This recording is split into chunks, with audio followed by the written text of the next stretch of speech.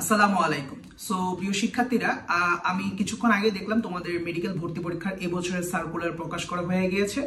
তো এবং এই বছরের সার্কুলার 2024-এর যে সার্কুলার, এই সার্কুলার একটা নতুন পরিবর্তন এসেছে যে তোমাদের সাধারণ জ্ঞান অংশে এই বছর আন্তর্জাতিকও থাকবে।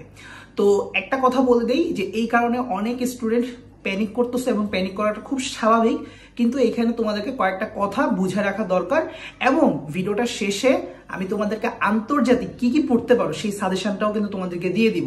তাই এই ভিডিওটা দয়া করে কেউ স্কিপ করবে না, খুব ইম্পর্টেন্ট একটা ভিডিও হতে যাচ্ছে। সো শুরুতেই বলি যে তোমাদের কেন প্যানিক করা উচিত না বা প্যানিক করে আসলে লাভ হবে না। কয়েকটা কারণ আছে। পয়েন্ট নাম্বার 1, যে তোমরা এতদিন ধরে সাধারণ জ্ঞানে যা কিছু পড়েছো তা কিন্তু ওয়েস্ট যাবে না। অর্থাৎ তোমার যে প্রাচীন বাংলার ইতিহাস, মুক্তিযুদ্ধ, দেশের ইতিহাস, বাংলাদেশ রিলেটেড এভরিথিং কিন্তু আসবে।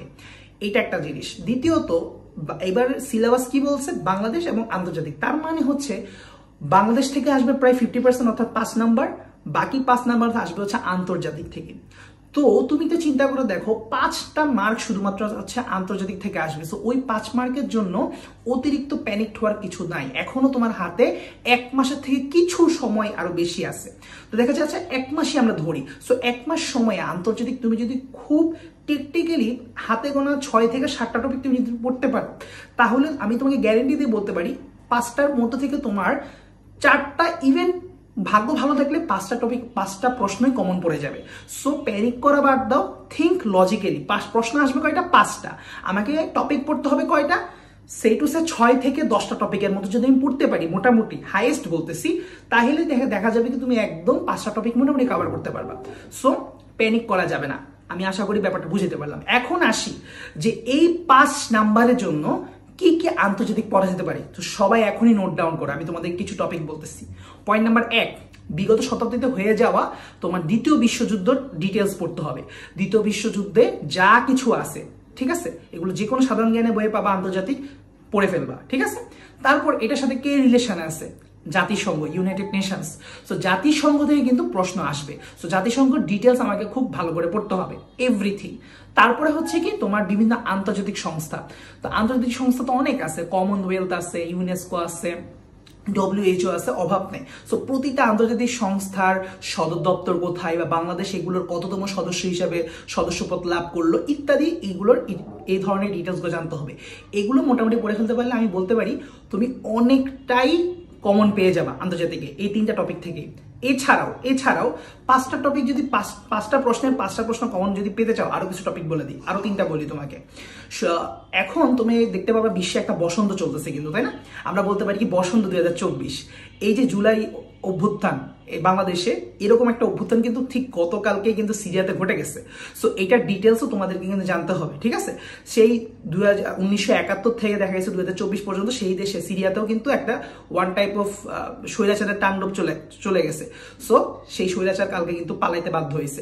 তো সিরিয়াতেও কিন্তু একটা বিজয়, মানে 5 আগস্ট বা 36শে জুলাই কিন্তু সংগঠিত হয়েছে।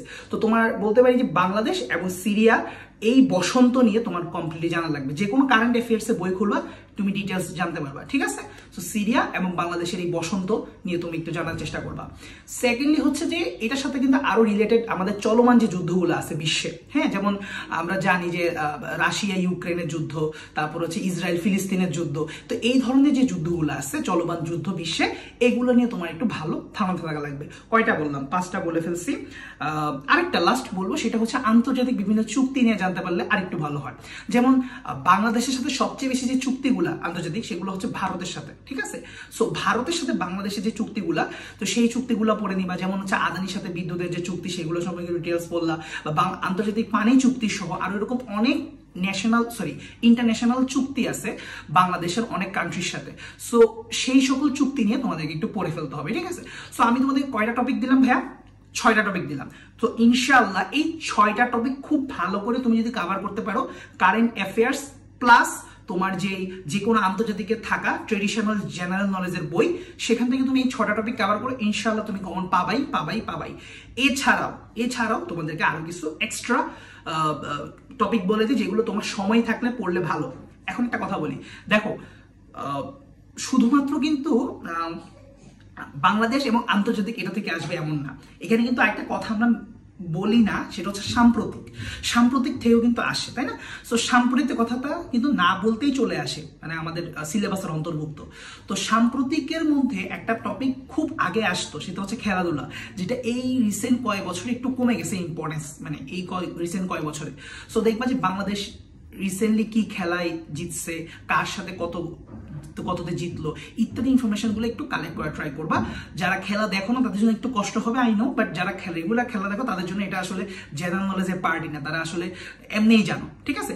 আর এছাড়াও ইন্টারন্যাশনাল বিভিন্ন গেমস নিয়ে একটু আইডিয়া নিবা, ধরো তোমার অলিম্পিক্স বা হচ্ছে সাফ গেমস, কে কি অবস্থানে গেল একটু, এবং এই ধরনের তথ্যের ক্ষেত্রে বাংলাদেশের অবস্থান কি বা দক্ষিণ এশিয়ার অবস্থান কি, দক্ষিণ এশিয়াতে আমাদের অবস্থান কি, এই ধরনের ইনফরমেশনগুলো জানার চেষ্টা করবা, ঠিক আছে?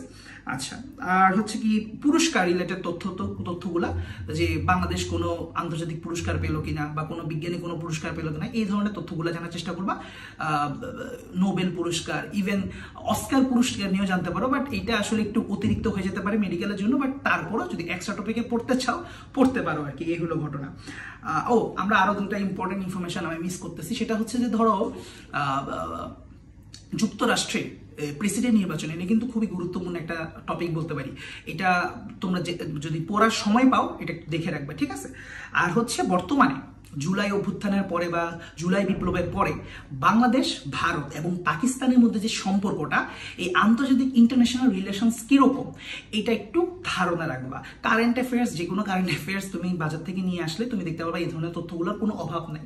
তো এই তো মোটামুটি আমি এক্সট্রা টপিক সহ অনেকগুলো টপিকে বললাম, প্রায় 8-9টা টপিকের মতো বলে ফেলছি, বাট 6টা টপিক তোমাকে গণা বললাম। ওই 6টা টপিক তুমি যদি পড়তে পারো আন্তর্জাতিকের, তাহলে তুমি ইনশাআল্লাহ সেখানে 5টার মধ্যে 5টাও কমন পেয়ে যেতে পারো, লাখ ভালো থাকলে। আর না হইলেও লাখ খারাপ থাকলে আমি বলবো যে 4টা ইনশাআল্লাহ কমন আসবেই। সো এই হলো মোটামুটি ভাইয়ার অ্যানালাইসিস। সো এবং এই অ্যানালাইসিসের মাধ্যমে আমি আসলে এতটুকু তোমাদের কাছে জানাতে চাই যে এত দ্রুত একটা ভিডিও বানানোর একটাই উদ্দেশ্য। এখন আমি কিন্তু আমার স্টুডিও সেটআপেও নাই, জাস্ট আমি আমার বাসা থেকে মানে একদম একটা ভিডিও বানিয়ে দেওয়া বা একটা সাজেশন ভিডিও দেওয়া, একটাই কারণে যে তোমাদের প্যানিকটা যাতে কমানো যায়। কারণ হচ্ছে কি, মাত্র সার্কুলার দিছে তোমরা প্যানিক করবা। So you need a guideline, you need a video, যে আমি আসলে আদৌ সামনে পথটা কিভাবে আগাবো। So that's it. সো আশা করি তোমাদের উপকার হবে, এবং কমেন্টে তোমাদের জন্য কোনো প্রশ্ন থেকে থাকে জানাতে বলবে না। আসসালামু আলাইকুম।